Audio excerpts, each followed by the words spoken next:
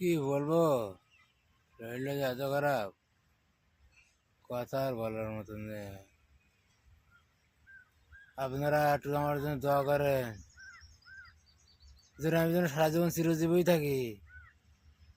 লোকে বলে এ খালি ও খালি নাকি সারা জীবন চিরজীবী থাকা যায়।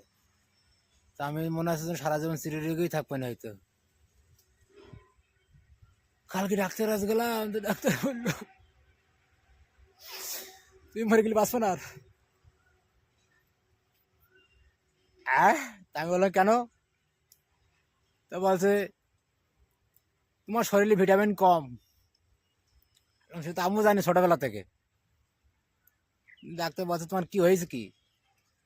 আমি বললাম ডাক্তার সাহেব, ঘুমিলে চোখে দেখতে পাইনি, শরীর ট্যাং পাতে চলে যায়, খালি আর খিদে লাগে না, কি করবো?